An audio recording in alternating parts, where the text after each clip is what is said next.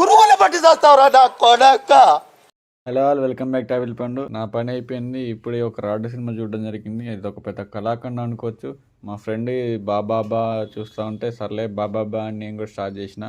తర్వాత లాస్ట్కి బేబే అయిపోయింది. మాటలు కూడా రావలే బయటికి. ఇక స్టోరీ విషయానికి వస్తే, తల్లిదండ్రిని కోల్పోయిన ఒక అనాథ కుర్రాడు ఆడి పిచ్చిలేసి ఆడు సీఎంని కిడ్నాప్ చేసి ఫేమస్ అవుదామని చెప్పేసి. సో కిడ్నాప్ చేసిన తర్వాత ఏం జరిగింది? కిడ్నాప్ చేసిన తర్వాత సుదూరమైన తీరంలో తీసుకుపోయి ఒక అడవిలో బంధిస్తారు ఆయన్ని.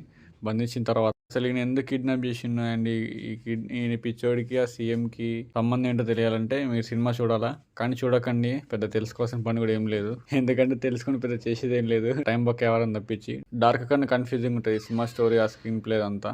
ఈ మూవీ నుంచి పెద్ద మీరు ఎక్స్పెక్ట్ చేయాల్సిన కూడా ఏముండదు, పెద్ద కొత్తగా ఏముండదు. పాత చింతకాయ పచ్చడి స్టోరీ.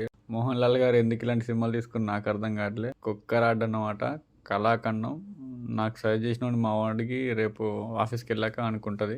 ఇది మీకు రివ్యూ ఇద్దని చెప్పేసి కష్టపడి చూసినా కానీ చాలా కష్టమైంది నిజంగానే.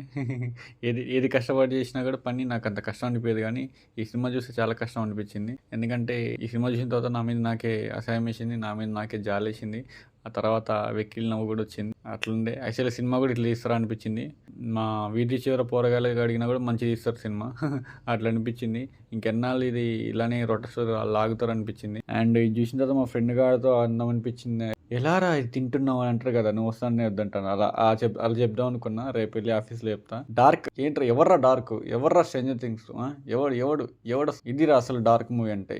ఎవడికి అర్థం కాదు అసలు ఇది, అసలు ఎందుకు పెట్టినో ఎందుకు తీసారో కూడా అర్థం కాదు. స్టోరీలో ఉండదు, గ్రిప్పింగ్ ఉండదు, ఏముండదు. కళ్ళు మూసుకపోతా ఉండే 2x స్పీడ్లో పెట్టి చూసినా కూడా కుదరలేదు సినిమా. అసలు ఏం లేదు మూవీలో, అసలు చెప్పుకోదగ్గర ఏం లేదు. కొంచెం సీన్ లేదు, ఒక బీజిఎం తప్పించి, ఫోటోగ్రఫీ అండ్ లొకేషన్స్ తప్పించి మూవీలో పెద్దగా అసలు ఏం లేదు. యాక్చువల్లీ మోహన్ లాల్ గారి సినిమా నేను చూడను, ఎందుకు నచ్చవు ఆయన. దృశ్యంను మూవీ తప్పించి ఏం పెద్దగా నచ్చదు.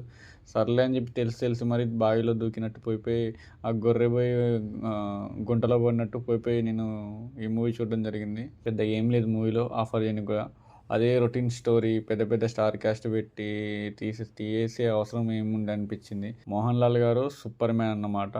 సంవత్సరానికి 5 సినిమాలు లేనిదే ఆయన ఇయర్ అవ్వదు, మనకి అవ్వదు. తీసి రివెంజ్ తీసుకుంటూ ఉంటారు. ఆ 10 సినిమాలు ఒక సినిమానే బాగుంటుంది, మిగతా 9 సినిమాలు అసలు బాగోవు. ఎందుకు చూసినా అంటే ఏమో కొన్నిసార్లు ఎంత ఇంటెలిజెంట్ ఫీల్ అయినా ఒక చోట దొరికిపోతారని పోయి బాబాబా సినిమా చూడాల్సి వచ్చింది. అండ్ ఈ సినిమాలో పెద్ద స్టోరీ కూడా ఏముండదు, నార్మల్ స్టోరీ. క్లైమాక్స్లో ట్విస్ట్ ఇవ్వాలని కూడా ఇచ్చారు, కానీ మళ్ళీ దీన్ని పార్ట్ 2 అంట. పార్ట్ 2 ఎందుకు బాబు, పార్ట్ 1 మమ్మల్ని తీసి రివెంజ్ తీసుకొని ఇంకా పార్ట్ 2 కూడా రివెంజ్ తీసుకొని ఏముందా అని. ఏమో దీనికన్నా కింగ్డమ్ మూవీ కొంచెం బెటర్ అనిపించింది నాకైతే. ఇక చెప్పుకోనికి ఏం లేదు.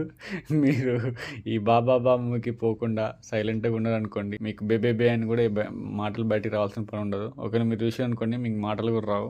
మోహన్ లాల్ గారు సినిమాలు కొంచెం దూరం ఉండాలి నేను ఇక.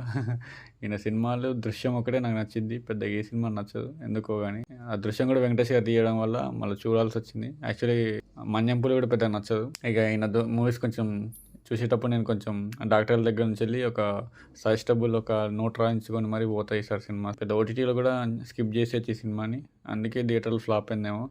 అమ్మో ఆ స్టార్ క్యాస్ట్ ఎందుకు, డైలాగ్స్ ఎందుకు, అసలు ఏం అవసరం లేదు. మ్యూజిక్ ఒకటి బాగుంది, సినిమాటోగ్రఫీ బాగుంది, లొకేషన్స్ బాగున్నాయి, అండ్ మోహన్ లాల్ గారి ఎంట్రీ బాగుంది. మోహన్ లాల్ గారిది 20 minutes ఎక్స్టెండెడ్ క్యామియో. అవసరం లేదు, ఆయన రాకపోతే బాగుంటుంది. అసలు ఆయన ఉన్నాడని చెప్పి ఓపెన్ చేసిన మూవీ. ఆయన అసలు రాకపోతే ఎవరు చూసేటోడు కూడా కదా. 20 minutes కూడా ఏం లేదు, పెద్దగా చెప్పుకోదగ్గది ఏం లేదు. సో ఇప్పటికైతే కళాఖండం ఇది ఒకటి.